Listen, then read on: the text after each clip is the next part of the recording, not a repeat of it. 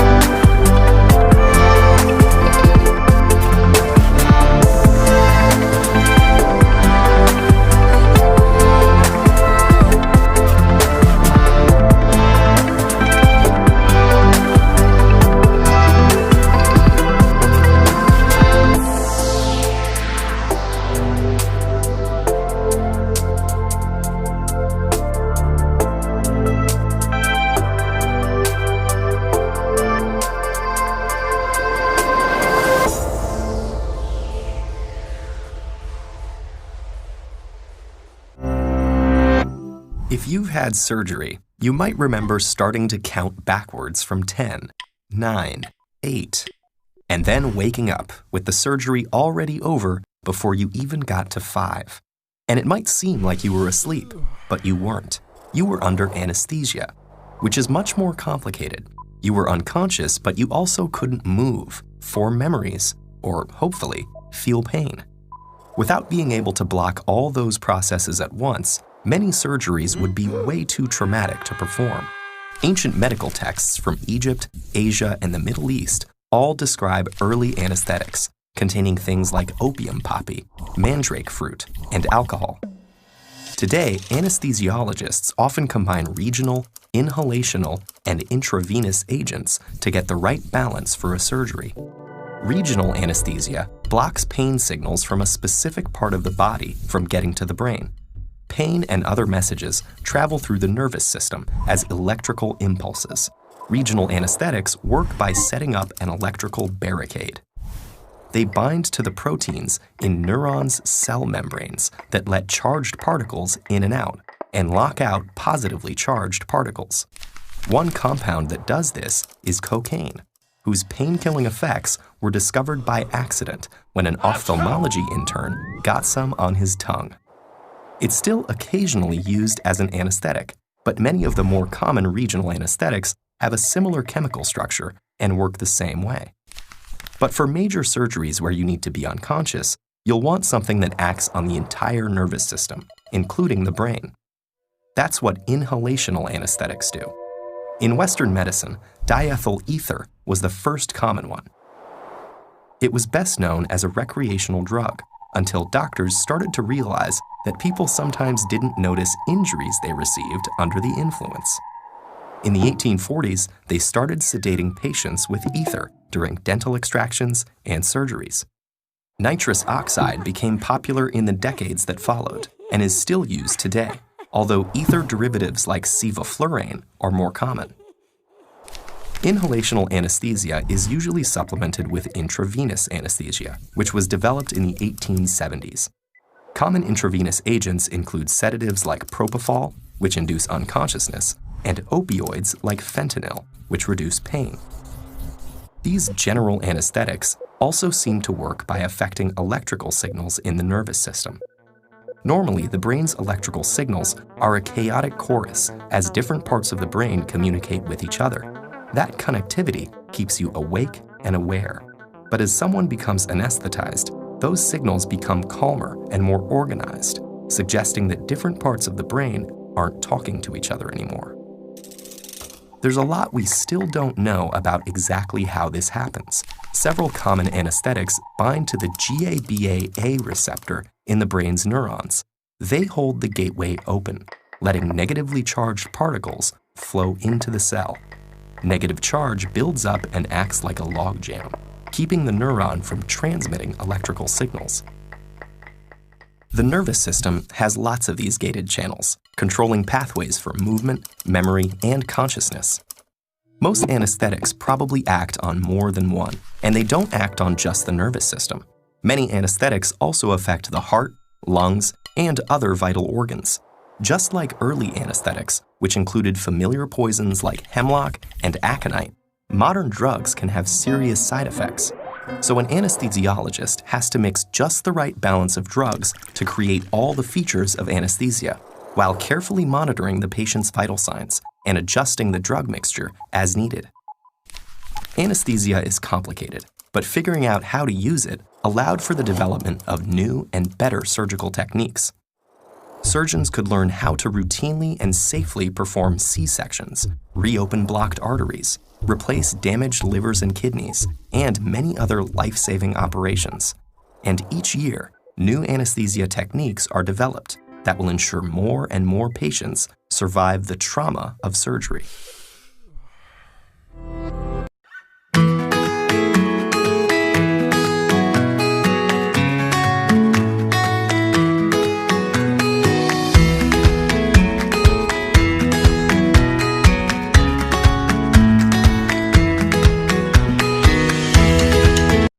Lanjut materi yang kedua.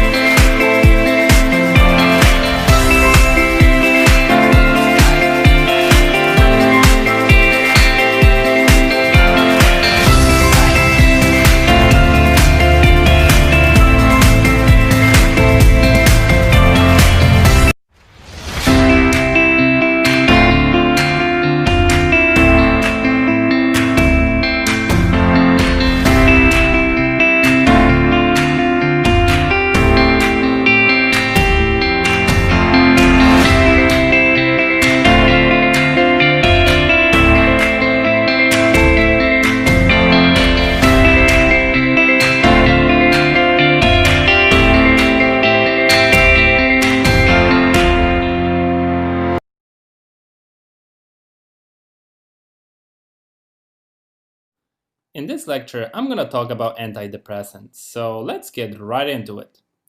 We all experience changes in mood. Sometimes we feel happy and energetic, and other times we feel sad and irritable. Fortunately, these moods usually don't last long, and we can go about our normal daily routine. However, life is not always that simple, because there are times when we might experience unusually long periods of sadness, guilt, and decreased interest in activities. This is what we call depression. Sometimes depression can occur alone, and other times it is a part of a larger disorder such as bipolar disorder. People with bipolar disorder experience periods of depression alternating with periods of mania, in which person feels abnormally optimistic, euphoric, and energetic. Now, treatment of depression and bipolar disorder often involves use of antidepressant drugs, which work by elevating levels of certain neurotransmitters in the brain. This led to development of monoamine hypothesis, which states that depression results from deficiency in one or more of the three key monoamines, namely serotonin, norepinephrine, and dopamine. Another hypothesis states that this monoamine depletion could also cause the postsynaptic receptors to upregulate, thus leading to depression. Lastly, the monoamine hypothesis of gene expression suggests that there might be an abnormally functioning gene that is responsible for causing depression. Now, all that being said, keep in mind that these hypotheses are overly simplistic and they don't accurately explain everything that we observed in research studies. However, they do give us partial explanation as to why antidepressants work. So now, let's switch gears and let's talk about antidepressant drugs. Based on their mechanism of action, antidepressants can be divided into 5 different classes. Number 1, selective serotonin reuptake inhibitors, SSRIs for short. Number 2, serotonin norepinephrine reuptake inhibitors, SNRIs for short. Number 3, tricyclic antidepressants, TCAs for short. Number 4, monoamine oxidase inhibitors, MAOIs for short. And lastly, number 5, atypical antidepressants. So now, before we start discussing each class, let me draw some neurons that will help us understand how these antidepressants differ in the way they work. So here we have presynaptic serotonergic neuron, or in other words, serotonin-producing neuron. And next to it, I'm going to draw presynaptic noradrenergic neuron, or in other words, norepinephrine-producing neuron. Now, these two neurons interact with their postsynaptic counterparts. So, as you may have already guessed, postsynaptic receptors of noradrenergic neuron are beta and alpha 1, while postsynaptic receptors of serotonergic neuron are serotonin, often abbreviated as 5-HT receptors. Now, keep in mind that there's quite a few subtypes of serotonin receptors, but for now, let's just keep it simple. So going back to our two neurons, the serotonin is synthesized from an amino acid tryptophan by serotonergic neurons, and it is there stored in vesicles awaiting regulated release. On the other side, norepinephrine is synthesized from an amino acid tyrosine by noradrenergic neurons, and it is also stored there in vesicles awaiting release. So now, what exactly happens when these neurotransmitters are released? Well, there are a few key things to remember. When serotonin and norepinephrine get released, they begin to stimulate the receptors, and at the same time, they are transported from the synapse back to their neurons in a process called reuptake. Now, serotonin is reabsorbed by serotonin transporter, abbreviated as SERT, while norepinephrine is reabsorbed by norepinephrine transporter, abbreviated as NET. Another important thing to remember is that once the serotonin and norepinephrine get reabsorbed back to their neurons, they're partially repackaged into synaptic vesicles and partially broken down into inactive metabolites by an enzyme monoamine oxidase, abbreviated MAO. Now let's move on to discussing antidepressant drugs, and let's start with selective serotonin reuptake inhibitors. So as you can tell from their name, SSRIs inhibit reuptake of serotonin, and they accomplish that by blocking serotonin transporter. This results in increased levels of serotonin available to bind to postsynaptic receptors. Examples of SSRIs include citalopram, escitalopram, fluoxetine, fluvoxamine, paroxetine, and sertraline. Now, besides being used for depression, SSRIs are also used for other psychiatric disorders, such as generalized anxiety, post-traumatic stress disorder, and obsessive-compulsive disorder. Okay, so this whole mechanism of action looks pretty straightforward. But then you may wonder, why these antidepressants take weeks to produce maximum benefit? Well, a new research gives us a little insight into why this happens. So recently, scientists discovered that in people with depression, G proteins tend to cluster in the patches of brain cell membranes rich in cholesterol called lipid rafts. Now, when stuck on these rafts, G proteins lack access to a molecule called cyclic AMP, which is necessary to work and transmit signals of serotonin. However, later on it was discovered that SSRIs also tend to build up in these lipid rafts, which resulted in the gradual movement of G proteins out of the rafts toward regions of membrane where they're able to function better. So here we have a possible reason why antidepressants take so long to produce maximum benefit. Now, when it comes to side effects, excessive stimulation of serotonin receptors in the brain may lead to insomnia, increased anxiety, and irritability. Next, excessive stimulation of spinal serotonin receptors may lead to sexual side effects, including erectile dysfunction, and stimulation of serotonin receptors in the gastrointestinal tract, as well as in the CNS, may lead to nausea, vomiting, and diarrhea. Lastly, abrupt withdrawal of an SSRI can result in temporary deficiency of synaptic serotonin, which in turn may lead to unpleasant symptoms such as headache, nausea, vomiting, agitation, and sleep disturbances. Now, let's move on to serotonin norepinephrine reuptake inhibitors. So, SNRIs, just like SSRIs, work by inhibiting reuptake of serotonin via inhibition of serotonin transporter. But what makes them different is their ability to additionally inhibit norepinephrine transporter. This results in increased levels of both serotonin and norepinephrine, which can then bind to the postsynaptic receptors. Examples of SNRIs include venlafaxine, desvenlafaxine, duloxetine, and levomilnacipran. Now, similarly to SSRIs, SNRIs are also used for depression, anxiety, and panic disorders. However, unlike SSRIs, SNRIs have been shown to be also effective in reducing pain associated with fibromyalgia, as well as other pain caused by neuropathy. This unique pharmacological action of SNRIs is thought to be related to enhanced noradrenergic activity within the central nervous system. Now, when it comes to side effects, they are very similar to those of SSRIs.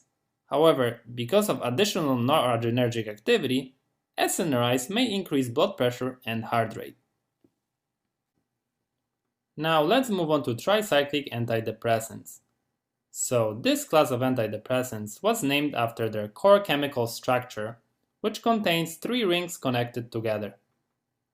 Unlike the other classes of antidepressants, TCA's mechanism of action is not as straightforward.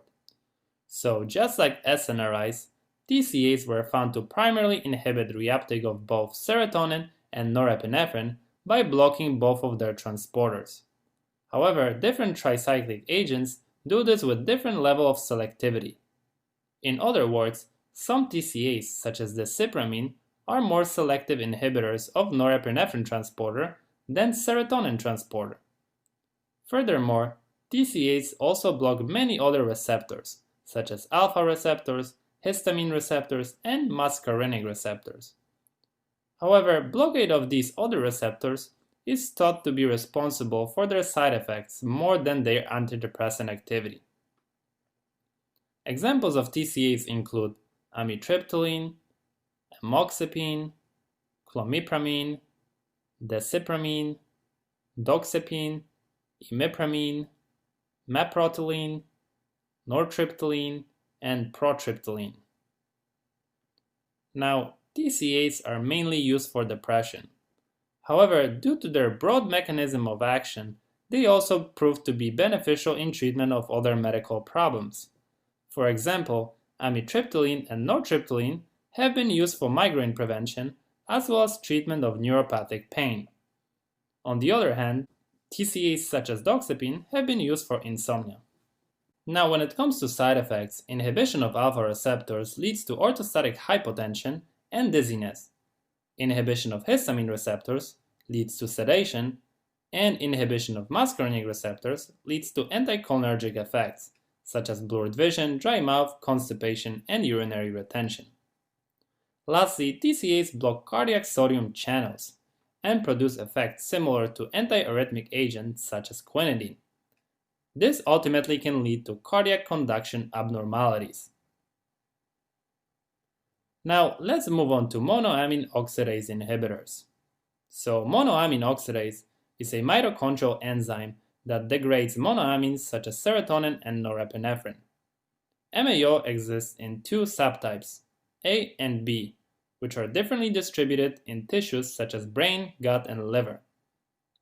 Now, MAO subtype A preferentially metabolizes serotonin, but will also metabolize norepinephrine and dopamine, while MAO subtype B preferentially metabolizes dopamine.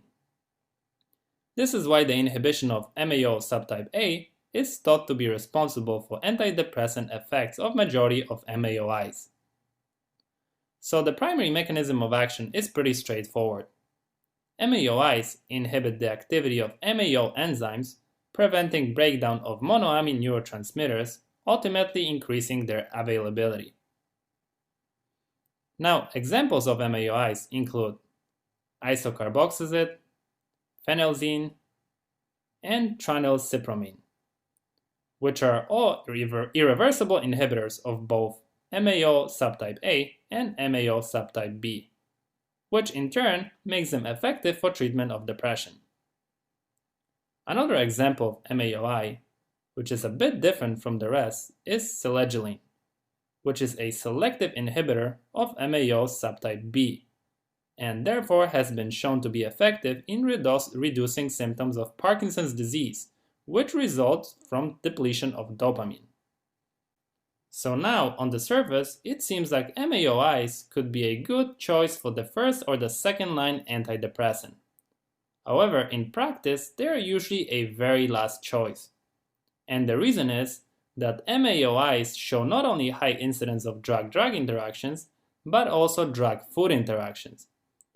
As I mentioned earlier, MAO enzymes are present in the gut.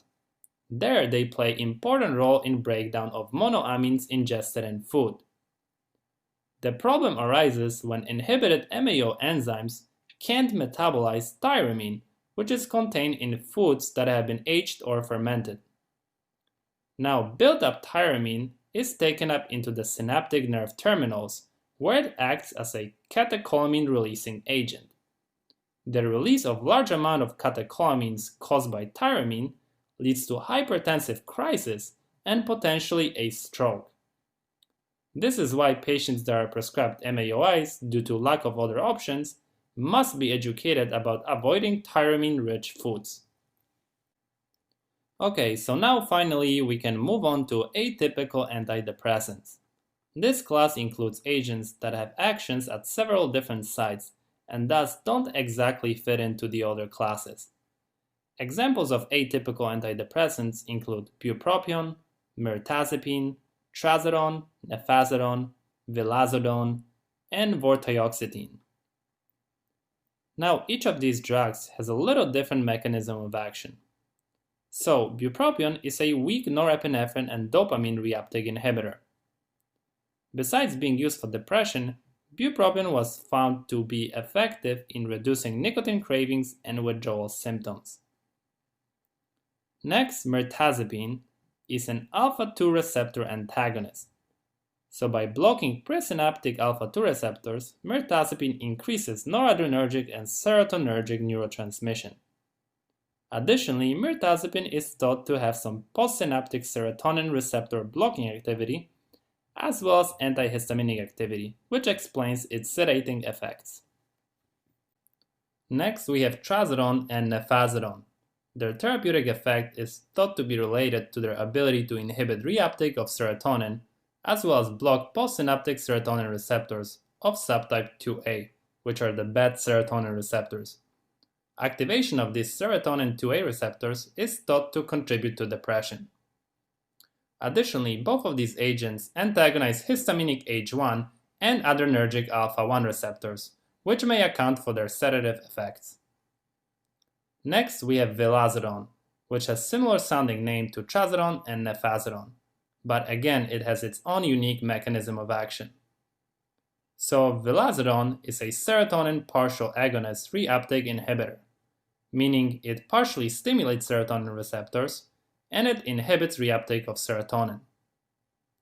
Finally, we have vortioxetine, which has a mechanism of action that is still a little unclear, but it is believed to be related to its ability to inhibit serotonin reuptake, as well as activate and block different subtypes of serotonin receptors involved in mood regulation. And now, before we end, I just wanted to briefly discuss lithium, which is a mood stabilizing drug in its own class.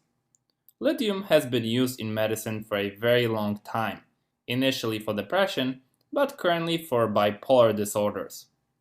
Unfortunately, lithium has a fairly narrow therapeutic index, which means that minor changes in dose or its blood levels can lead to toxicity. Now, despite years of research, the exact mechanism of action of lithium as a mood stabilizer is still not entirely known. However, a few mechanisms of action have been proposed. One in particular that has been extensively studied states that lithium inhibits the recycling of neuronal membrane inositol lipids. Okay, so this may get a little complicated, but bear with me. So, in the inositol lipid pathway, G-protein coupled receptors such as serotonin receptors activate phospholipase C, PLC for short, which cleaves phosphatidylinositol 4,5-bisphosphate, PIP2 for short, to the signaling molecules diacylglycerol, DAG for short, and inositol 1,4,5-trisphosphate, IP3 for short. Next, IP3's action is terminated by conversion to inositol 4,5-bisphosphate, IP2 for short. And at this point, the enzyme inositol phosphatase comes around and dephosphorylates IP2 to inositol phosphate, IP1 for short. And lastly, another inositol phosphatase dephosphorylates IP1 to free inositol, which is necessary for the regeneration of PIP2.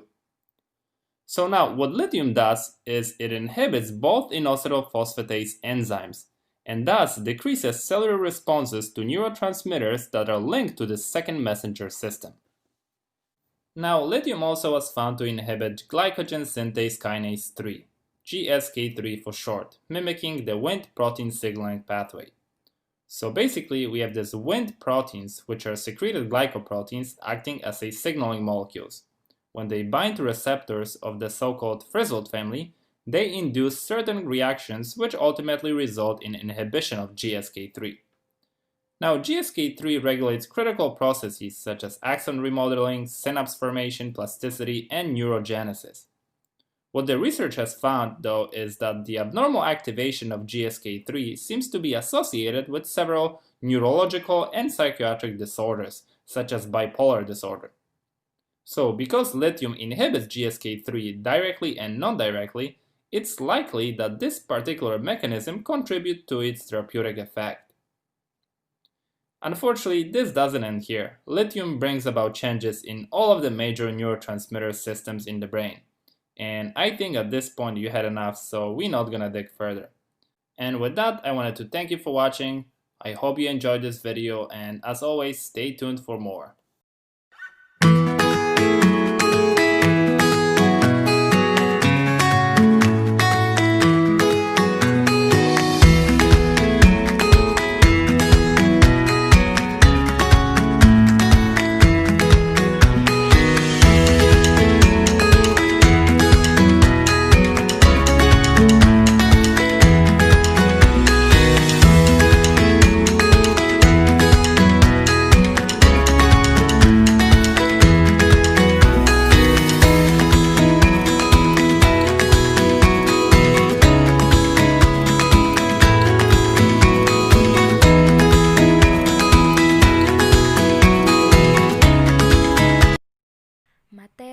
yang terakhir.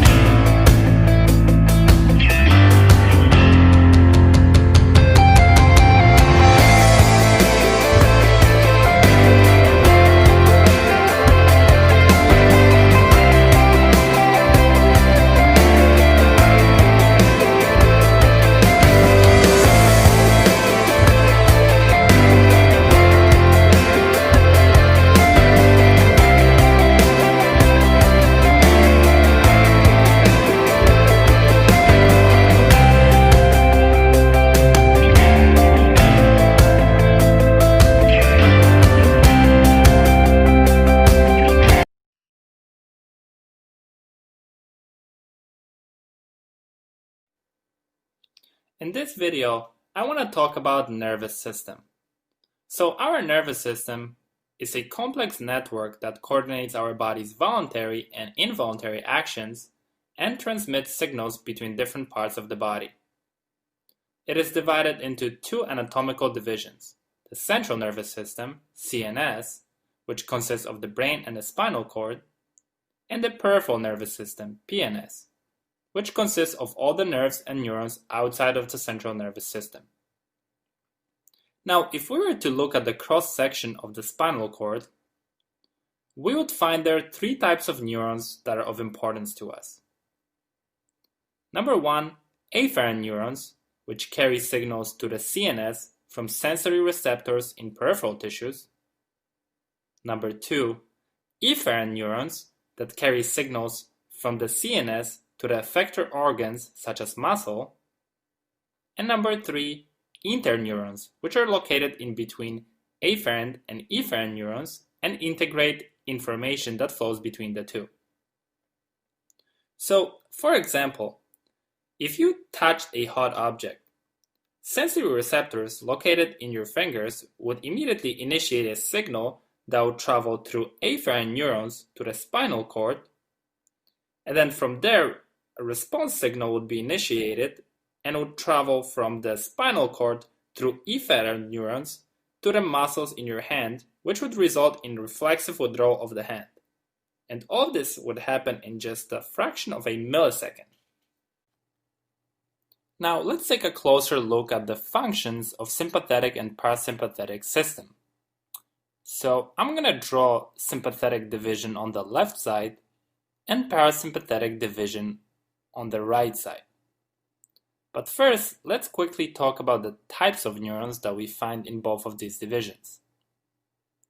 First, we have cholinergic neurons, which use neurotransmitter acetylcholine to send messages, and I'm going to use the red color to draw them. And the second, we have adrenergic neurons, which use neurotransmitters norepinephrine and epinephrine to send messages. And I'm going to use color blue to draw them. Now, let's focus on sympathetic division first. So, sympathetic neurons arise from the thoracic and lumbar regions of the spinal cord. And first, we have preganglionic neurons, which originate directly from the spinal cord. They are short and they release acetylcholine, so they are cholinergic. and they synapse with postganglionic neurons, which are long and release norepinephrine. So they are the adrenergic neurons. And for simplicity and to conserve some space, I'm going to skip drawing sympathetic ganglion, but just keep in mind that there's this chain of synaptic connections of sympathetic neurons that lies alongside the spinal cord. So now let's talk about how sympathetic neurons affect each part or organ of our bodies. So sympathetic nervous system is responsible for fight or flight response, and the activation of the system leads to the following: dilation of pupils, inhibition of salivation, relaxation of airways, acceleration of the heartbeat, inhibition of digestion, stimulation of glucose release from the liver, inhibition of gallbladder, inhibition of intestines activity, stimulation of adrenal medulla, which results in secretion of epinephrine and norepinephrine, relaxation of urinary bladder, and stimulation of ejaculation or vaginal contraction. And just to clarify, the adrenal medulla is the only autonomic neuroeffector organ which is innervated by one long sympathetic cholinergic neuron. On the other side, we have parasympathetic nervous system, which is responsible for rest and digest response. Parasympathetic neurons arise from cranial nerves 3, 7, 9, and 10, and the sacral region S2 to S4. In contrast to sympathetic division, parasympathetic preganglionic neurons are long and postganglionic neurons are short, and they actually both release neurotransmitter acetylcholine. So the activity of parasympathetic division would have the opposite effect of sympathetic stimulation and would result in the following: constriction of pupil, stimulation of salivation, constriction of airways, slowing of the heartbeat, stimulation of digestion, stimulation of glucose uptake, stimulation of intestines activity, stimulation of urinary bladder contraction, and stimulation of erection. Now, I want to briefly talk about the receptors involved in this whole system. So let's zoom in on this synapse from sympathetic system, and also let's zoom in on this synapse right here from parasympathetic system. So the receptors on postganglionic neurons within sympathetic and parasympathetic system are all nicotinic receptors. Moreover, the receptors in skeletal muscle are also nicotinic. So nicotinic receptors are also known as ionotropic receptors, and this is because they simply work as an ion channel.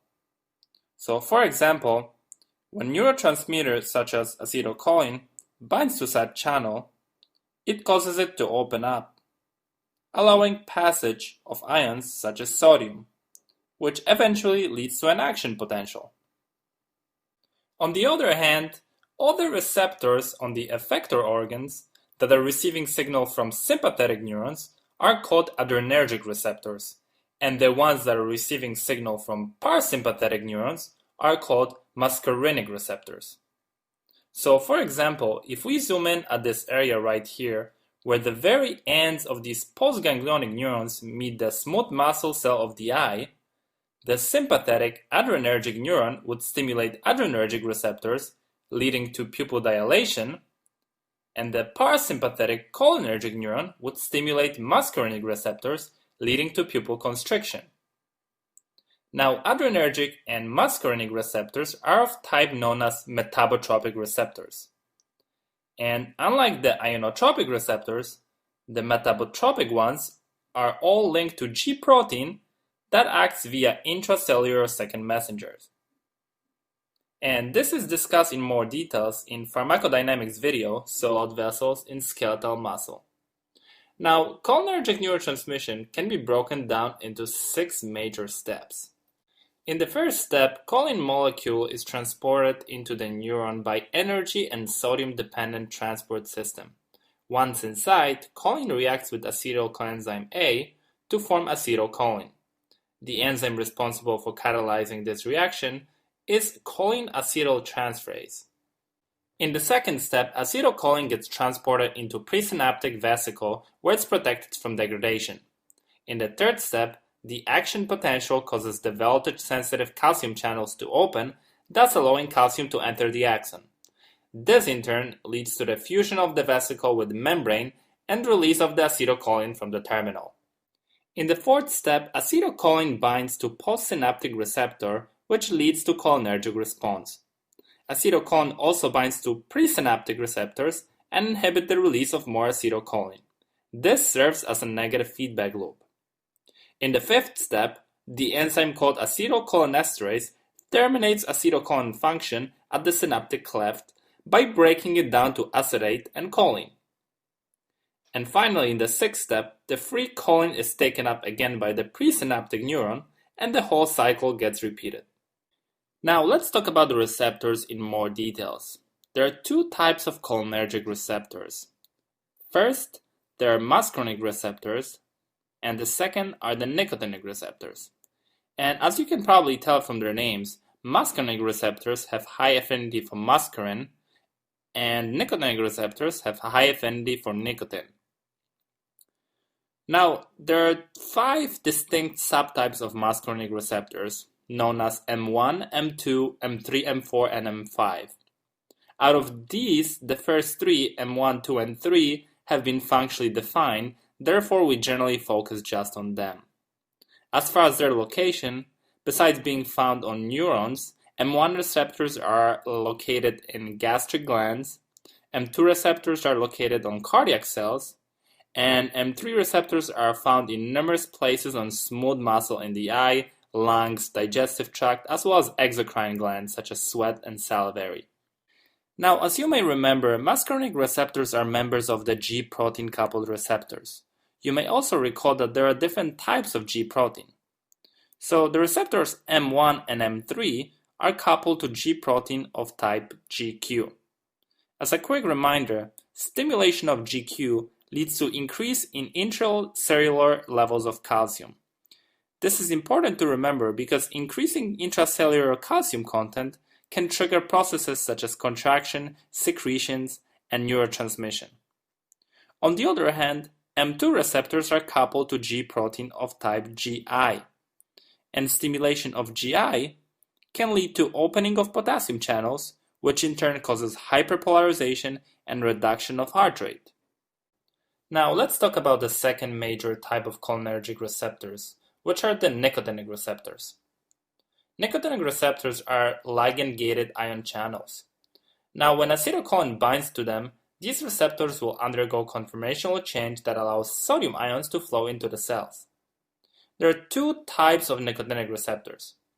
First, those receptors that are found at the neuromuscular junction are classified as NM, and they're responsible for muscle contraction. The second, receptors that are found in the central nervous system and autonomic ganglia are classified as NN, and they're mainly involved in transmission of cholinergic signals. So now let's talk about the actual drugs. We can divide cholinergic agonists into 3 different groups. Number 1, direct acting. Number 2, indirect acting reversible. And number 3, indirect acting irreversible. So let's start with direct acting cholinergic agonists. They simply mimic the effects of acetylcholine by binding to either muscarinic or nicotinic receptors. The first drug that belongs to this group is, non-surprisingly, acetylcholine. Now, the biggest problem with acetylcholine is that it produces non-specific cholinergic effects, and it's rapidly inactivated by cholinesterases. Therefore, its clinical use is very limited.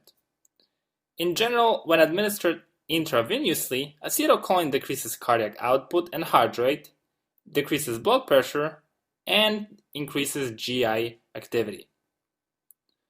Acetylcholine is available in ophthalmic solution, which is sometimes used to produce miosis during eye surgery. The next drug is carbachol, which is structurally similar to acetylcholine, and thus effectively mimics effects of acetylcholine, and along with that goes its limited therapeutic use. However, carbachol is not very susceptible to acetylcholinesterases, therefore it has fairly long duration of action. As far as its therapeutic use, carbachol is sometimes used only locally to constrict pupil during eye surgery and to decrease intraocular pressure. Now, another drug in this group that's also used ophthalmically is pilocarpine. Pilocarpine acts on smooth muscle of the eye to constrict the pupil, and more importantly, it increases aqueous outflow, which results in rapid drop in intraocular pressure. This is why pilocarpine is very useful in treating acute glaucoma attack. The last drug that I wanted to mention is bethanechol. Unlike the other drugs in this group, bethanechol selectively stimulates urinary and gastrointestinal tracts. Therefore, it is sometimes given orally or subcutaneously to treat urinary retention or to treat gastrointestinal lack of muscular tone. Now, let's talk about the second group of cholinergic agonists, which are the indirect acting agonists. These simply work by binding to acetylcholinesterase enzyme, which, as you may remember, catalyzes breakdown of acetylcholine. This in turn results in buildup of acetylcholine in the synaptic cleft and corresponding effects. So now let's talk about reversible agents first, and let's start with edrophonium. Edrophonium reversibly binds to acetylcholinesterase. It has a very short duration of action, only about 10 to 20 minutes, and its use is typically restricted to diagnosis of myasthenia gravis. Myasthenia gravis is a neuromuscular disease which is caused by antibodies that block acetylcholine receptors, which leads to muscle weakness. So when edrophonium is administered to a patient with myasthenia gravis, we observe rapid increase in muscle strength. Next we have physostigmine. Physostigmine stimulates both nicotinic and muscarinic receptors, and it's an intermediate acting agent, with duration of action of about 30 minutes to 2 hours. It's been historically used in the treatment of overdoses of anticholinergic drugs such as atropine. Next we have neostigmine. Neostigmine is another intermediate acting agent, but unlike physostigmine, its structure is more polar, therefore it does not absorb well from the GI tract and does not enter the CNS. It is typically used for symptoms of myasthenia gravis. It can also be used to stimulate bladder and GI tract and to reverse the effects of anesthesia from neuromuscular blocking agents. Also, I wanted to mention pyridostigmine, which is another agent that is very similar to neostigmine, and it produces very similar effects. Lastly, I wanted to mention some agents that are used to ease the symptoms of Alzheimer's disease. And these are donepezil, rivastigmine, and galantamine. Reduction in the activity of the cholinergic neurons is a well-known feature of Alzheimer's disease. Therefore, use of these agents can enhance cholinergic effects and lead to somewhat improved cognitive function. Unfortunately, none of these agents can stop the progression of Alzheimer's disease. Now that we covered the reversible anticholinesterase agents, I wanted to briefly mention